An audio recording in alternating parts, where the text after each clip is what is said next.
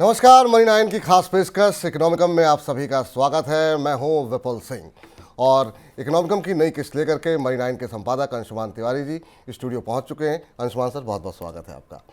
और हमेशा की तरह इकोनॉमिकम में सबसे पहले आज के प्रमुख विषय पर अंशुमान सर के साथ चर्चा होगी, इसके बाद आपके सवालों के जवाब लिए जाएंगे, फिर इनकम वाले हिस्से पर चलेंगे और अंत में अंशुमान सर से जानेंगे कि इस बार उनकी पसंदीदा किताब या फिर वेब सीरीज कौन सी है।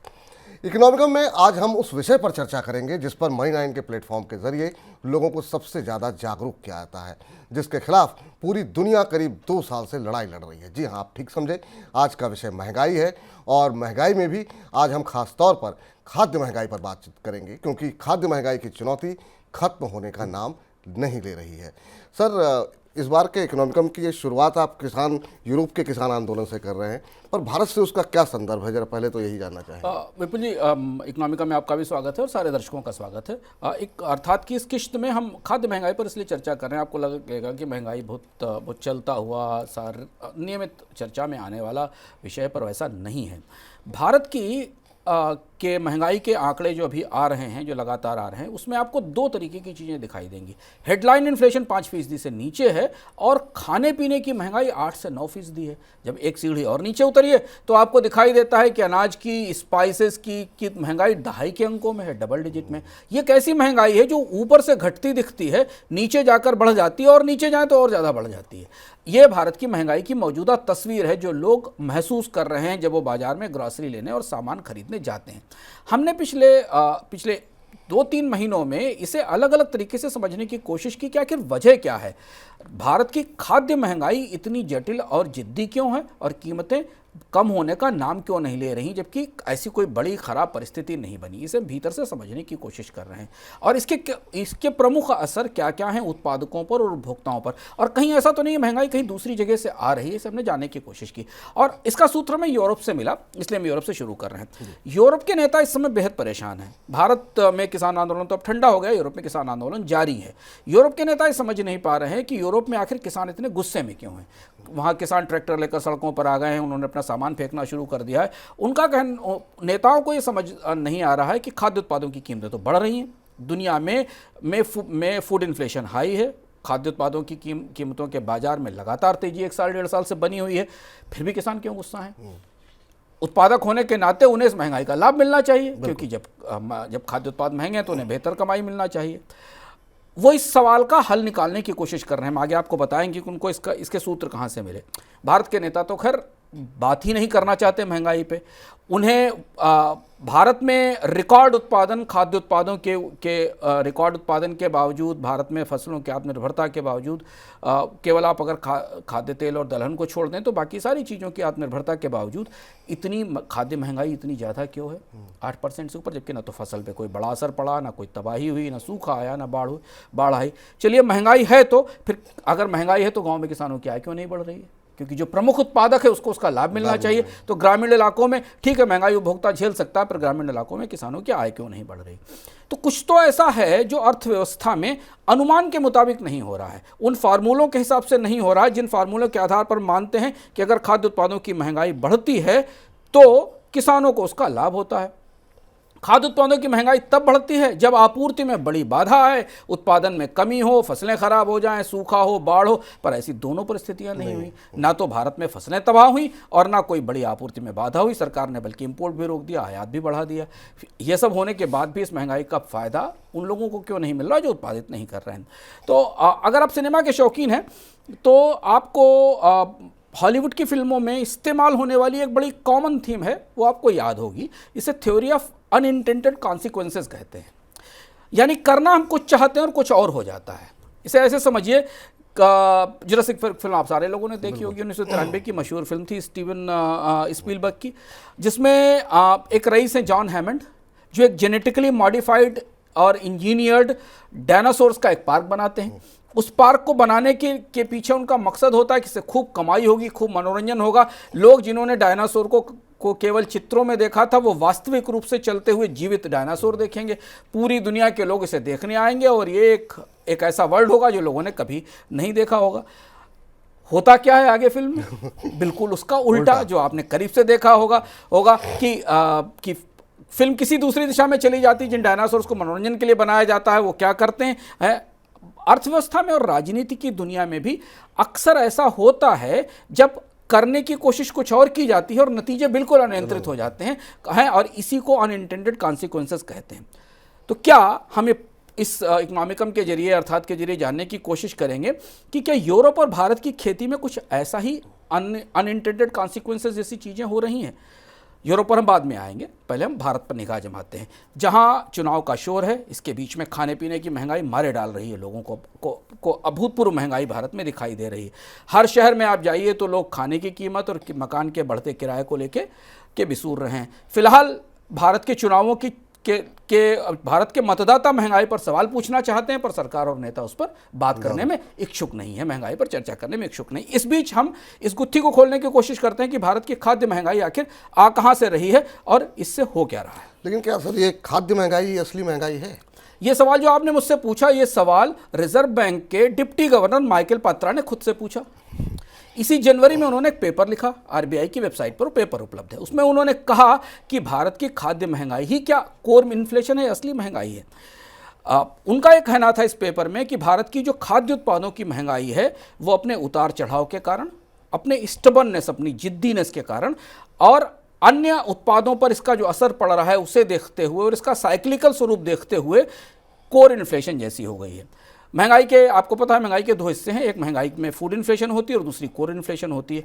कोर इन्फ्लेशन को नापते समय केंद्रीय बैंक ईंधन और खाने पीने की चीज़ों को शामिल नहीं करते हैं, क्योंकि उनमें वॉलेटिलिटी, उसमें तेज उतार चढ़ाव होता है। तो माना जाता है कि कोर इन्फ्लेशन ही ठोस इन्फ्लेशन है, जिसके जरिए सरकार को अपनी नीतियां बनानी चाहिए, आरबीआई को अपनी मौद्रिक पॉलिसी देखनी चाहिए, क्योंकि खाद्य उत्पादों और ईंधन की कीमतों में उतार चढ़ाव मौसमी आधार पर होता है। जिस मौसम में आपूर्ति अच्छी होगी उस मौसम में कीमतें कम होंगी, जब आपूर्ति खराब होगी तो ज़्यादा होगी। कच्चे तेल की कीमतें ग्लोबल आधार पर निर्धारित होती, तो इन दो चीज़ों को बाहर किया जाता है।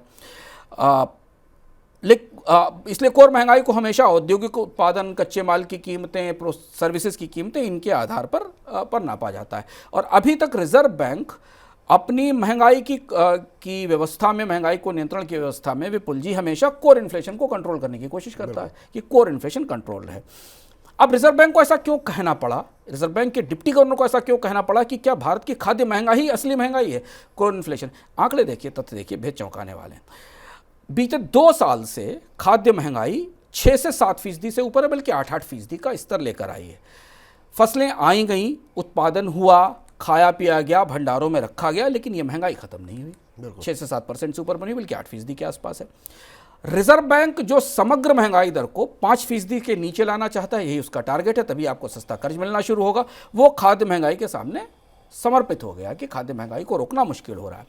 एक आंकड़ा और खासा कीमती, जिसे आप करीब से देखें तो आपको समझ में आएगा कि भारत की फूड इन्फ्लेशन, जिससे हम लोग सबसे ज़्यादा प्रभावित होते हैं, हमारी ज़िंदगी जीने की लागत, खाने पीने के सामानों की कीमत जो रोज़ बढ़ती, जब अगले दिन आप ऑर्डर करने जाते हैं तो आपको कोई चीज़ महंगी दिखती है फूड मार्केट में, वो कहाँ से आ रही? रिजर्व बैंक के इस पर्चे ने बताया है, जो डिप्टी गवर्नर माइकल पात्रा का पेपर है, उसने बताया कि भारत के कंज्यूमर फूड इंडेक्स में या कंज्यूमर प्राइस इंडेक्स में, सीपीआई में, खाद्य उत्पादों का वेट करीब 45.9% है। इस ग्राफ को रोककर हम रखेंगे, 45.9% का वेट है। लेकिन कुल महंगाई में खाद्य उत्पादों का हिस्सा, विपुल जी, जो 2022 में 48% था, 2022 अप्रैल में 48% था, वो 2023 में 67% हो गया। यानी भारत की महंगाई को अगर पूरा एक बड़ी बास्केट माने, तो उस बास्केट में जिनका हिस्सा, जिनका भार सबसे कम है, महंगाई को बढ़ाने में उनका कंट्रीब्यूशन सबसे ज़्यादा है। महंगाई के कंट्रीब्यूशन में, महंगाई बढ़ाने में 67% हिस्सा फूड इन्फ्लेशन का था। यानी मोटी बात पकड़िए, आरबीआई ये मान रहा है कि भारत की अधिकांश महंगाई खाद्य उत्पादों के कारण आ रही है। भारत की खाद्य महंगाई का जो पूरा भारत की ओवरऑल महंगाई की जो तस्वीर है, उसमें सबसे बड़ा कंट्रीब्यूशन फूड इन्फ्लेशन का है। अब हम एक दूसरे आंकड़ा और देखते हैं, एक और जरूरी तथ्य देखते हैं, जिससे हमें लगता है महंगाई को लेकर हमारी समझ बदल जाती है। और वास्तव में जब मैं इस पर काम कर रहा था पिछले 1 महीने 1.5 महीने से, तो मेरी इन आंकड़ों के बाद मुझे समझने में आसानी मिली कि आखिर हम जान सकें कि भारत की खाद्य महंगाई इतनी जिद्दी क्यों हो गई है। 2016 से 2023 तक भारत की महंगाई कोर इन्फ्लेशन के आसपास ही रही है। और खास बात यह है कि खाद्य तेल, मसाले, मीट, मछली, इनकी सबकी महंगाई कोर इन्फ्लेशन से ज़्यादा है। यानी भारत जिन चीज़ों का उत्पादन कर रहा है, जिसमें कोई बड़ा फैक्टर नहीं है, टैक्सेशन सीमित है, उनकी महंगाई में बढ़ोतरी भारत की उन चीज़ों की महंगाई में बढ़ोतरी के बराबर है जहां लागतें बढ़ती हैं, कच्चा माल महंगा होता है, टैक्सेशन आता है। तो अब ये चार्ट जब आप देखेंगे, आरबीआई के अध्ययन से निकले हुए चार्ट हैं, तो इन्हें गौर से देखिए कि भारत की औसत महंगाई कितनी है और एवरेज एनुअल इन्फ्लेशन का आंकड़ा कितना है। रिजर्व बैंक का अध्ययन ये भी बताता है विपुल जी कि खाद्य उत्पादों में दूध, तेल और मसालों की महंगाई तो अब जिद्दी हो गई है, ये कम होने का नाम ही नहीं ले रही। सब्जियों की कीमत में उतार चढ़ाव के दौर तेजी से आ रहे हैं। पहले साल में 1-2 बार होता था, 3-3, 4-4 बार सब्जियों की कीमतों में उतार चढ़ाव के दौर आते हैं। और अब खाद्य उत्पादों की महंगाई बाकी प्रोडक्ट्स की इन्फ्लेशन को भी प्रभावित करने लगी, मतलब उसका असर अब हमें बाकी महंगाई के पर दिखाई देने लगा है। तो अब इन सारे तथ्यों से गुजरते हुए आपको ये महसूस हो रहा होगा आपके दिमाग में कि आखिर इतनी जिद्दी महंगाई कहाँ से आई। रिजर्व बैंक ने इस सवाल का जवाब अपने पर्चे में नहीं दिया। इतने बड़े पेपर में रिजर्व बैंक ने नहीं बताया कि आखिर ये कीमतें बढ़ क्यों रही हैं खाने पीने की चीज़ों की। खाद्य अर्थव्यवस्था में कोई तबाही नहीं फैली। हमने, ठीक है, मौसम मानसून थोड़ा ख़राब था पिछली बार, पर ऐसा नहीं था कि भारत में कोई बड़ा महा सूखा पड़ गया हो या भारत की फसलें एक तरफ से ख़राब हो गई, ऐसा कुछ नहीं हुआ। फिर ये कहाँ से निकल, यहाँ से ये महंगाई कहाँ से आ रही, इसका जवाब हमें रिजर्व बैंक ने नहीं दिया। जी, लेकिन सर एक चीज़ आपसे समझना चाहेंगे, ये तो समझ में आ गया आपकी बातों से कि जो खाद्य महंगाई है बहुत जद्दी है, बहुत जटिल है, लेकिन आखिर में आ कहाँ से रही? क्योंकि आज जैसा आपने बताया कि इंपोर्ट हम कर नहीं रहे हैं, ये वही चीज़ें हैं जो हम यहाँ पर उगा रहे हैं, उसको खा रहे हैं, तो आखिर में आ कहाँ से रही महंगाई? अब ये समझना, यही आज इसको समझने की हम कोशिश करते हैं, क्योंकि सरकार की तरफ से, आरबीआई की तरफ से, वित्त मंत्री की तरफ से कोई नहीं बताता कि आखिर अनाज की कीमतें इतनी क्यों बढ़ी हुई हैं, दूध की कीमतें इतनी क्यों बढ़ी हुई हैं। पिछले 2 साल में मौसम ऊपर नीचे हुआ पर फसल बर्बाद नहीं हुई। भारत की फसल चक्र में कोई ऐसा नहीं हुआ कि फसल 60%, 50%, 70% बर्बाद हो गई हो। फसलों का रकबा भी बढ़ रहा है, हर बार सरकार के आंकड़ों में आता, एमएसपी भी बढ़ रहा है, समर्थन मूल्य भी बढ़ रहा है। अनाज उत्पादन में कोई बड़ी गिरावट नहीं आई। ये चार्ट आपके सामने दिखा है, जो आप 2021-22 से 2022-23 और 2023-24 के आंकड़े को देख लीजिए। कोई बहुत बड़ा बदलाव अनाज के उत्पादन में नहीं दिखाई देता। हम लगभग वहाँ मौजूद हैं जितना उत्पादन है। हार्टिकल्चर उत्पादन पर असर मौसमी था, लेकिन हार्टिकल्चर उत्पादन में भी कोई बहुत बड़ा बदलाव नहीं आया। ऐसा नहीं आया कि फसल खराब हो गई। हार्टिकल्चर में ऊपर नीचे उत्पादन में बढ़ोतरी होती, कभी ओनियन के फसल चक्र के आधार पर ठीक होती, कभी नहीं होती। बाकी सबके उत्पादन, ज़्यादातर कृषि उत्पादों के उत्पादन में पिछले 2 साल में कोई बड़ी गिरावट नहीं आई। इसके अलावा हमारे पास सरकार ने इसके बाद भी महंगाई के डर से भारत से सभी प्रमुख कृषि निर्यात रोक दिए, यानी गेहूं का, चावल का, चीनी का, इनका सबका एक्सपोर्ट रोक दिया गया। भारत के एग्री एक्सपोर्ट्स बंद होने से सरकार की उम्मीद ये थी कि जो निर्यात में जाने वाला सामान है वो बाजार में आएगा, जिससे कि बाजार में आपूर्ति बढ़ेगी। तो अगर आप माने कि सरकार निर्यात बंद कर रही थी और ये आपूर्ति बाजार में आई जो विदेश के बाजार में जाने वाली थी, तो कीमतें कम होनी चाहिए थी खाद्य महंगाई में। अब तीसरी चीज़ आई, सरकार ने जिन चीज़ों की भारत में कमी थी, खाद्य तेल की और दाल की, उसका रिकॉर्ड इंपोर्ट किया। भारत में उन पे इंपोर्ट ड्यूटी घटाई गई। पिछले 2 साल से सरकार लगातार खाद्य तेल और दालों के आयात को बढ़ा रही है और उसे भारत के बाजार में आपूर्ति कराने की कोशिश कर रही है। इसके बाद भी बाजार में कीमतें कम नहीं हुई। सरकार ने खाद्य भंडारण को लेकर भी सख्ती की। और तो और विपुल जी, सबसे चौंकाने वाली बात मुझे इस भारत की खाद्य महंगाई में ऐसे लगती कि दुनिया से डिकपल हो गई है। 2022 की तुलना में 2023 में ग्लोबल मार्केट में फूड प्रोडक्ट के प्राइसेस भी कम हुए। 2022 में काफ़ी तेजी दिखी थी जब रूस यूक्रेन युद्ध था, उसके बाद से 2023 में काफ़ी तेज गिरावट आई। आंकड़ा देखिए आप, इस चार्ट में आपको दिखाई देगा, जो एफओ का ग्लोबल प्राइस इंडेक्स है, यूएनएफओ का फूड प्राइस इंडेक्स, मार्च 2022 में जो यूक्रेन युद्ध के समय सबसे ऊंचाई पर था, वो अभी तब से करीब 25% के आसपास टूट चुका है। लेकिन भारत की महंगाई वहीं की वहीं खड़ी हुई है।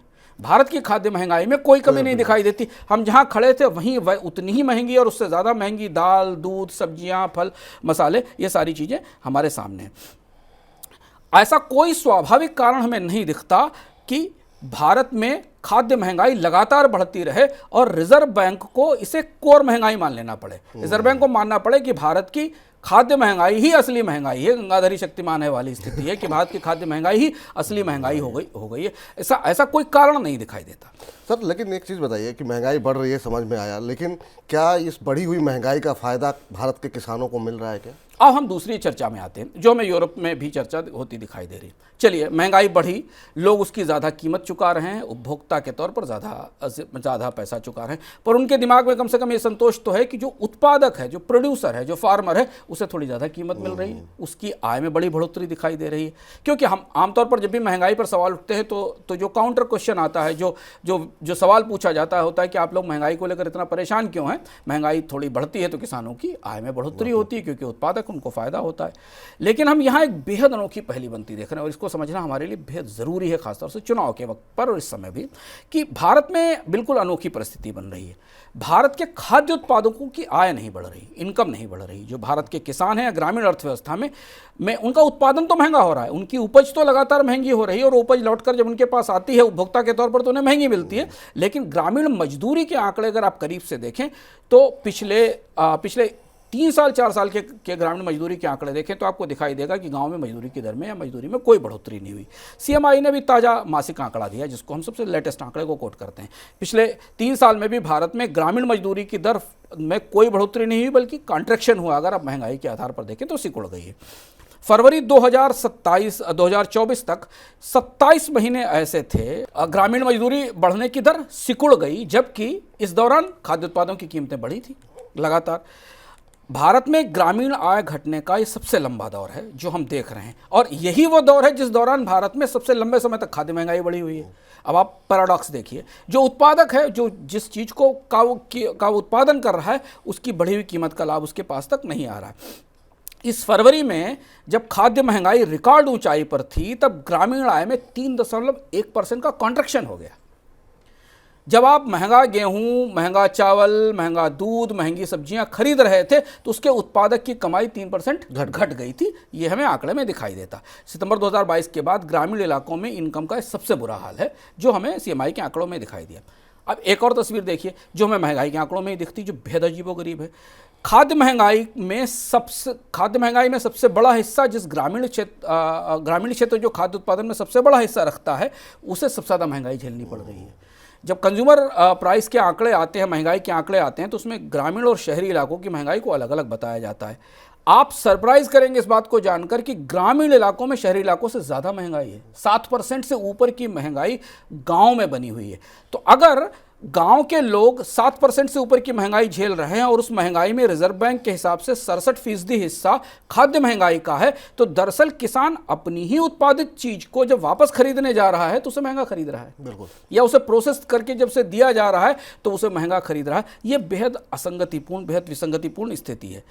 इसका असर क्या हुआ? इसका असर यह है कि गाँव में ना ट्रैक्टर बिक रहे हैं, ना कंज्यूमर की डिमांड आ रही है, ना बाइक आ रही है।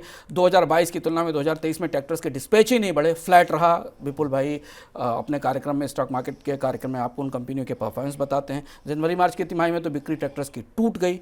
सस्ती बाइक्स की मंदी दिख रही है, बिक्री नहीं दिखाई दे रही है। तो ये खाद्य महंगाई ऐसी खाद्य महंगाई है जो उत्पादकों को ही गरीब बना रही है। यानी जो प्रोड्यूस कर रहा है, मान लीजिए कार बनाने वाली कंपनी अगर कार बना रही है और उसकी कार की कीमत बढ़ती है तो कंपनी के बैलेंस शीट में उसका फायदा दिखाई देता है। अगर मोबाइल सर्विसेज देने वाली कंपनी टैरिफ बढ़ाती तो उसका फायदा उसमें दिखाई देता है। पर भारत का उत्पादक जो उपज पैदा कर रहा है वो उसको और ज़्यादा गरीब कर रही है, दोनों तरह से। ना तो उसको उसकी बढ़ती हुई कीमत का फायदा मिल रहा है, और वो उपभोक्ता के तौर पर जिन चीज़ों को खरीद रहा है वो उसके लिए और ज़्यादा महंगी हो गई। लेकिन सर, सवाल तो वहीं का वहीं बना हुआ है कि आखिर में ये जो खाद्य महंगाई है फिर आ कहाँ से रही है? यूरोप की तरफ देखते हैं, क्योंकि ऐसा लगता है जैसे भारत में पूरी मशीन उल्टी चल पड़ी है, बड़ी गुत्थी है, और इसलिए महंगाई को हम इतनी आसानी से जाने नहीं दे सकते, क्योंकि इसके बहुत सारे कॉन्सिक्वेंसेस हैं। लोगों को गरीब बनाती है, बचत खत्म करती है। यूरोप में किसानों की घटती कमाई को नए तरह से समझने की कोशिश की जा रही है, और भारत में भी इसकी चर्चा शुरू नहीं है। हम पहली बार इसे बहस के लिए, चर्चा के लिए इस पहलू को भी जोड़ने की कोशिश कर रहे हैं ताकि हम इस बहस को समझ सकें। यूरोप में ये देखा जा रहा है कि जो खाद्य सप्लाई चेन है वो किसानों की आय बढ़ाने में या घटाने में कितना योगदान करती है। ताज़ा जो अध्ययन आए उनसे ये पता चला कि जब कमोडिटीज़ की प्राइसेस शुरुआत में बढ़ना शुरू करती हैं तो किसानों को लाभ होता है, लेकिन इसके बाद उनको नुकसान होना शुरू होता है, क्योंकि जो खाद्य भंडारण की पूरी सप्लाई चेन है उसमें किसानों का कोई कंट्रीब्यूशन नहीं है। भंडारण की सप्लाई चेन में क्या है? स्टोरेज है, वेयर हाउसेज हैं, ट्रेडिंग है, प्रोसेसिंग है और फाइनेंसिंग है। ये जो पूरा नेटवर्क है, इस नेटवर्क में यूरोप के किसानों का कोई भी हिस्सा नहीं है। भारत के बारे में हम बाद में बात करेंगे, तो स्थिति और ज़्यादा खराब है। ये पूरा नेटवर्क प्राइसेस को, एग्रीकल्चर कमोडिटीज़ के प्राइसेस को कंट्रोल करता है अपने हिसाब से। यूरोप में इसे ABCD की मोनोपोली कहते हैं, ABCD का दबदबा कहते हैं। ABCD का मतलब है आर्चर डैनियल, मिडलैंड, B का मतलब है बंगी, C का मतलब है कारगिल और D का मतलब है ड्रिफस। ये 4 सबसे बड़ी फूड कंपनियां हैं जो दुनिया का 90% ग्रेन मार्केट चलाती हैं। इन कंपनियों के पास दुनिया का 90% ग्रेन मार्केट है। अब एक चार्ट देखिए आप, खाद्य कीमतों में उतार चढ़ाव के बीच इन ABCD कंपनियों के प्रॉफिट का चार्ट देखिए जो आपको दिखाई देता है। प्राइस वेरिएशन के बीच में इन सारी कंपनियों का, ड्रेफस, कारगिल, बंगी और AD मिडलैंड के प्रॉफिट किस तरह से बढ़े। अब यूरोप में ये बात मानी जा रही है कि खाद्य कंपनियां किसानों और उपभोक्ताओं के बीच में खड़े होकर मुनाफे का बड़ा हिस्सा ले रही हैं और महंगाई का लाभ उठा रही हैं, फायदा उठा रही हैं। भारत में भी बड़ी खाद्य कंपनियां उभर रही नहीं हैं, लेकिन भारत में भी फूड सप्लाई चेन में तो अब बहुत सारे लोग शामिल हैं, छोटे बड़े तमाम लोग शामिल हैं। और क्या भारत में भी ऐसी परिस्थिति बनती दिखाई दे रही? क्या हम इस रोशनी में भारत की खाद्य महंगाई को नए सिरे से देख सकते हैं? इसे समझने की कोशिश करते हैं। मेरा सवाल भी यही था कि यूरोप की परिस्थिति आपने बताई, ABCD का पूरा फॉर्मूला बताया, उससे भारत की परिस्थिति में इसको कैसे ढालते हुए देख सकते हैं? हम थोड़ा करीब से देखते हैं जी। अभी कोई आंकड़े हमारे पास उपलब्ध नहीं है, सरकार ऐसा बताती भी नहीं है, लेकिन अगर आप भारत की कृषि को करीब से देखें तो आपको लगेगा कि भारत की महंगाई की जड़ शायद कहीं और है, क्योंकि बाकी तो कोई कारण नहीं दिखा, हम आपको बता चुके, ना तो फसलें खराब हो रही हैं ना कुछ ऐसा हो रहा है। भारत के ज़्यादातर किसान छोटे हैं, उन्हें अपने उपज की तत्काल कीमत चाहिए ताकि वो अगले फसल की तैयारी कर सकें। भारत का खाद्य व्यापार है, भारत का अनाज व्यापार हालांकि असंगठित है, लेकिन वो दुनिया का सबसे बड़ा ट्रेडिंग नेटवर्क है अनाज के मामले में, ऐतिहासिक तौर पर है, पिछले 1500 साल से अनाज का ट्रेडिंग नेटवर्क है। ये कीमतों पर नियंत्रण कैसे रखता है, इसे आपको पास की किसी भी थोक फल मंडी में, सब्जी मंडी में जाकर दिखाई दे जाएगा। आप सुबह 1 घंटे के लिए टहलते हुए किसी सब्जी मंडी में चले जाइए, प्राइसेस कौन डिसाइड करता है? प्राइसेस ये ट्रेडिंग मार्केट डिसाइड कर रहा है, जहां वो प्रोड्यूस बिकने के लिए आ रहा है। अब इनके आगे आते हैं दूसरा, इसके बाद अगली लेयर है वेयरहाउस नेटवर्क्स की, जो भारत में अभी बनना शुरू हुए। भारत का भंडारण नेटवर्क या जो वेयरहाउस बनाने की गतिविधि है, उनमें बहुत कैपिटल लगती है। किसान के पास तो इसमें कैपिटल है ही नहीं, किसान के पास तो कोई स्टोरेज की कैपेसिटी नहीं है। भारत का जो पूरा का पूरा कोल्ड चेन या भारत में जो भी पूरा वेयरहाउस नेटवर्क बनता है, उसमें किसान का तो कोई रोल होता नहीं है। उन्हें अपने कच्चे माल को, फल सब्जी को बेचने के लिए तत्काल ग्राहक चाहिए। वो ग्राहक उन्हें, वही व्यापारी ले जाकर उन्हें उन वेयर हाउसेज में सामान को रख देते हैं। यही स्थिति दूध की है, इस पर सहकारी और निजी डेयरियों का कब्जा है। किसान दूध को तत्काल बेचना चाहता है, दूध को प्रोक्योर करना, दूध को सिक्योर करना, दूध को पॉस्चराइज करके उसमें से कैसे निकालना और तैयार करना, ये काम किसान के बस का नहीं। इसके लिए बड़ी डेयरी कंपनियां हैं। एग्री इंटरमीडिएट्स का जो पूरा कारोबार है, इस एग्री इंटरमीडिएट्स शब्द का इस्तेमाल इसलिए हम कर रहे हैं कि इसमें अनाज का ट्रेडर या फल सब्जियों का ट्रेडर व्यापारी भी आता है, कोल्ड चेन के लोग भी आते हैं, भंडारण के लोग भी आते हैं, प्रोसेसिंग के लोग भी आते हैं।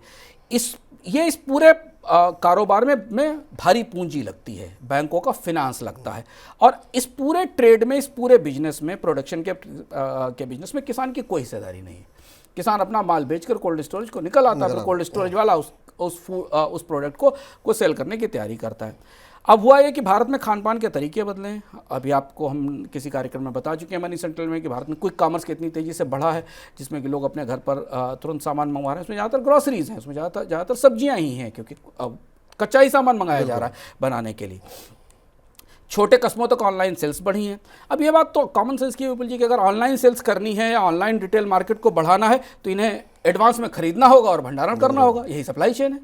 कोई भी ऑनलाइन सप्लायर, आप जब उसे आपके ऊपर कहेंगे कि मुझे 2 केजी आलू भेज दें, तो वो अपना आलू लेने के लिए मंडी तो नहीं भेजेगा, तो वो तो स्टॉक करेगा कहीं। सप्लाई चेन्स तो ऐसे ही बनती है। सप्लाई चेन्स इंटरमीडिएट नेटवर्क बनाता है जिसमें किसानों की कोई भागीदारी नहीं है। तो ये जो इंटरमीडिएट नेटवर्क बनता है, पूरा नेटवर्क बना हुआ है, ये सब चीज़ों को खरीदता है। अब यहाँ एक बड़ी असंगति दिखती है, हमें, आपको भी दिखती होगी। सरकार एक तरफ कहती कि वो जमाखोरी पर सख्ती कर रही है, पर इसका कोई मतलब नहीं है, क्योंकि अगर जमा नहीं होगा, अगर स्टॉक्स क्रिएट नहीं किए जाएंगे तो फूड सप्लाई चेन कैसे बनेगी? फूड सप्लाई चेन बनाने के लिए तो कंपनी को फसल के समय सामान खरीद कर अपने पास कोल्ड चेन में स्टॉक्स में भरना होगा ताकि वो उसकी पूरे साल आपूर्ति कर सके बाजार को, चाहे प्रोसेस्ड फूड कंपनी को या ग्राहकों को कर सके। अगर मौके पर फसल के मौके पर स्टॉक्स ही नहीं बनेंगे तो फूड सप्लाई चेन चलेगी कैसे? इसलिए भंडारण नेटवर्क बेहद तेजी से बढ़ रहे हैं। इसके आगे होता है वायदा और फ्यूचर का मार्केट, जो जहां वो लोग मौजूद होते हैं जिन्हें भारत में स्टॉक्स के बारे में जानकारी है और वो उस हिसाब से अपने जोखिम को हेज करते हैं। किसान वहाँ कहीं नहीं आता। जैसे उदाहरण के लिए अगर किसी एक मसाले की कीमत बाजार में बढ़ने वाली है, उसकी खरीद पर किसी ने दांव लगाया है, तो वो ट्रेडर, उसे पता है कि स्टॉक्स में कहाँ कहाँ कितना धनिया या कितना सामान रखा हुआ है जिसकी भविष्य में मांग और आपूर्ति क्या होने वाली है। वहाँ किसान की कोई हिस्सेदारी नहीं। तो ये जो पूरा भंडारण नेटवर्क है और ये जो पूरा आपूर्ति का ढांचा है, इसके बीच में बैठे हुए लोगों के पास दो सूचनाएं होती हैं। एक तो इनके पास पता है कि कितना स्टॉक है, दूसरा इन्हें पता है कि ग्लोबल मार्केट में क्या स्थिति है और इस बेस पर फॉरवर्ड मार्केट इनके रिस्क को हेज करता है और कीमतें बढ़ाने में कहीं ना कहीं मदद करता है। एक आंकड़ा पकड़िए, एक्सपर्ट मार्केट की एक मार्केट सर्च की एक रिपोर्ट आई जिसने मुझे बड़ा चौंकाया।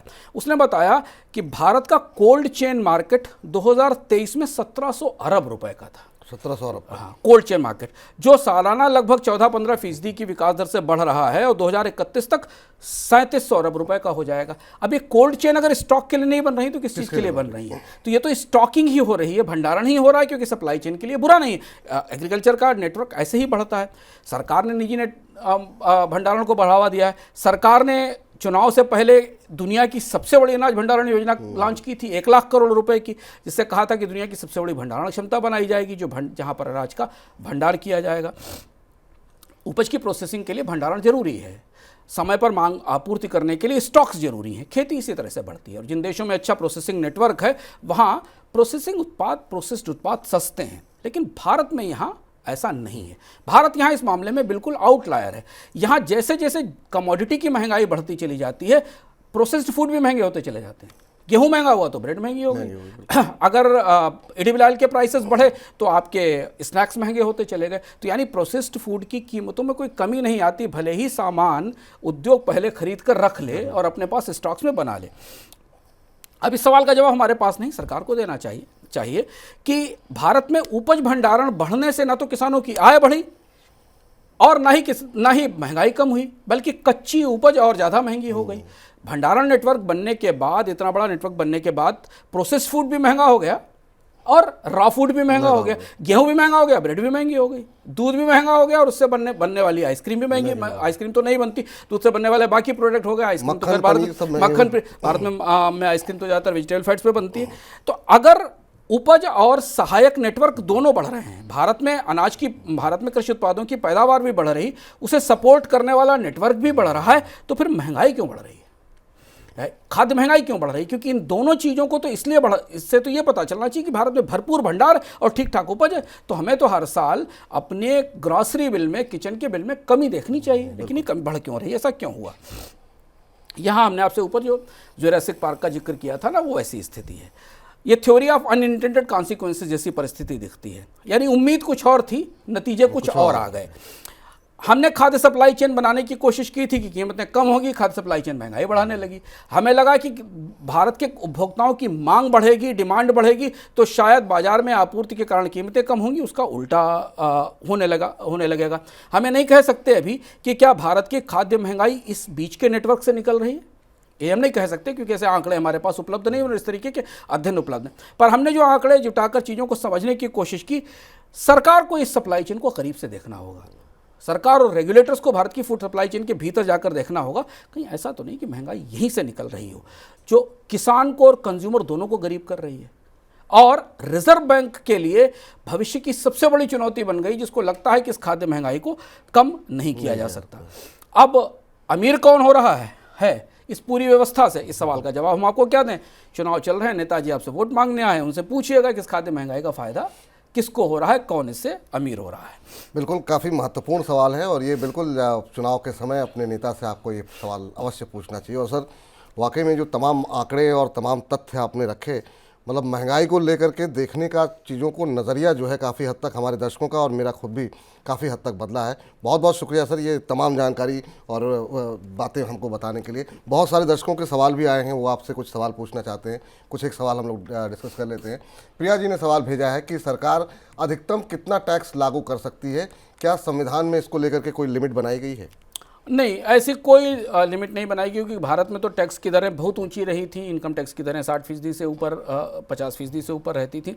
तो ऐसा कोई नियम तय नहीं किया गया है। लेकिन उत्तरोत्तर हमने देखा है कि टैक्स का कलेक्शन बढ़ाने के लिए, लोगों के हाथ में ज़्यादा आय छोड़ने के लिए सरकारें टैक्स की दरों में कमी करती हैं। जीएसटी के काम में ऊपर से प्रत्यक्ष रूप से तो टैक्स की दरों में कमी हुई, लेकिन वास्तविक तौर पर टैक्स की दरें नहीं कम हुई, क्योंकि अभी मीडियन रेट भारत की दुनिया से ऊपर बनी हुई है। और ख़ासतौर से एक बहुत बड़ा हिस्सा जो हमारी खपत में, दैनिक खपत में आता है, जैसे ईंधन है, बिजली है, ऑटोमोबाइल्स हैं, इनकी ये तो सब जीएसटी के सब, एक कुछ तो जीएसटी से बाहर है, उनको जीएसटी में हायर टैक्स स्लैब में आते हैं। इस बीच रजत जी हैं हमारे दर्शक, उनका भी सवाल आया है। कह रहे हैं कि क्या भारत का केंद्रीय बैंक आने वाले दिनों में सोने की खरीद को और बढ़ा सकता है? और भारत का केंद्रीय बैंक सोने की खरीद लगातार कर ही रहा है, क्योंकि हम आपको अपने सोने वाले इकोनॉमिकम में विस्तार से बता चुके हैं कि दुनिया की करेंसीज में जिस तरीके का मूवमेंट दिख रहा है, जिस तरीके की गिराव की वीकनेस दिख रही है, उसके बाद पूरी दुनिया के केंद्रीय बैंकर अपने विदेशी मुद्रा भंडार का एक सब्सटेंशियल हिस्सा गोल्ड में लगा रहे हैं और हेज कर रहे हैं। और इसलिए ये माना जा रहा है कि केंद्रीय बैंकों की खरीद के कारण सोने की कीमतों में कोई बड़ी गिरावट होने की संभावना नहीं है, क्योंकि केंद्रीय बैंक अब सोने की कीमत को ऊपर थामने की कोशिश करेंगे, नहीं तो उनके विदेशी मुद्रा भंडार के वैल्यूएशन में गिरावट आएगी अगर सोना यहाँ से टूटता है। इस बीच सर अब जरा इनकम की बात में इस बार क्या कुछ बताने वाले हैं? शेयर बाजार के उतार चढ़ाव को लेकर, शेयर बाजार में तरह तरीके की चर्चाओं को लेकर आप भी बेहद उत्सुक, रोमांचित होंगे। कुछ को नुकसान भी हुआ होगा। बाजार में दरअसल मिजाज क्या है, विदेशी निवेशक शॉर्ट्स पोजीशन क्यों बना रहे हैं, बाजार टिकता क्यों नहीं है, वॉलेटिलिटी इंडेक्स इतना ऊंचा क्यों है, चुनाव के नतीजे किस दिशा में जाएंगे, बाजार कैसा रुख करेगा, ये सब आप भी जानना चाहते होंगे। तो इस बार का स्टॉक सेंट्रल जरूर देखिए विपुल जी के साथ। जितने बचे हुए सवाल स्टॉक मार्केट को लेकर हैं, क्योंकि चुनाव भी वो अपने आखिरी चरणों की तरफ बढ़ रहा है, शेयर बाजार किस दिशा में जाएगा, 4 जून के बाद क्या नतीजे आएंगे, उनका आपके स्टॉक म्यूचुअल इन्वेस्टमेंट पे क्या असर होगा, म्यूचुअल फंड पे क्या असर होगा, कैसी रणनीति समय बाजार में बनानी चाहिए, स्टॉक सेंट्रल में इस बार ज़रूर देखिए। चलिए, तो स्टॉक सेंट्रल इस बार देखना मत भूलिएगा। और सर कोई किताब या वेब सीरीज आप रिकमेंड करना चाहेंगे हमारे दर्शकों को? एक नए राइटर हैं जो लोग थोड़ा सा फिक्शन भी पढ़ते हैं, डिफरेंट तरीके का फिक्शन पढ़ते हैं। अगर आपने उनका नाम नहीं सुना है और आप विज्ञान से जुड़े हुए, साइंस से जुड़े हुए और थोड़े डिफरेंट तरीके के फिक्शंस पढ़ना चाहते हैं तो एक राइटर हैं टेड चियांग, काफ़ी पॉपुलर राइटर हैं। उनकी किताब है, 2 साल पुरानी किताब है, एक्सेलेशन। ये बेहद दिलचस्प ढंग से विज्ञान से जुड़ी हुई और इतिहास से जुड़ी हुई चीज़ों को आधुनिक संदर्भों में फिक्शनलाइज करते हैं। तो अगर आप फिक्शन पढ़ने के शौकीन हैं तो टेड चियांग की ये बाकी किताबें ज़रूर पढ़िए। फिक्शन को कैसे लिखा जाता है, नए तरीके से कैसे बताया जाता है, ये एक बेहद दूसरे तरीके का नैरेटिव है जो आपको पढ़ने को मिलेगा। अंशुमान सर, इतनी अच्छी चर्चा आपने की महंगाई को लेकर के, और ये ऐसी चीज़ है जो हर घर से जुड़ी हुई है। बहुत बहुत शुक्रिया सर, बहुत बहुत धन्यवाद एक नया पहलू देने के लिए इस पूरी डिबेट को लेकर के। और हम लगातार इन्फ्लेशन में बात करते हैं, पर इतनी डिटेल में शायद अभी तक हम में से ना मैंने कहीं पढ़ी ना कहीं सुनी है किसी भी कार्यक्रम के दौरान। बहुत बहुत शुक्रिया आपका। तो फिलहाल के लिए इकोनॉमिकम को यहीं पर समाप्त करते हैं, लेकिन आप लगातार मनी9 के साथ बने रहिए। मनी9 के ऐप को अगर डाउनलोड नहीं किया है तो डाउनलोड कर लीजिए। मुझे इजाज़त दे दीजिए। नमस्कार।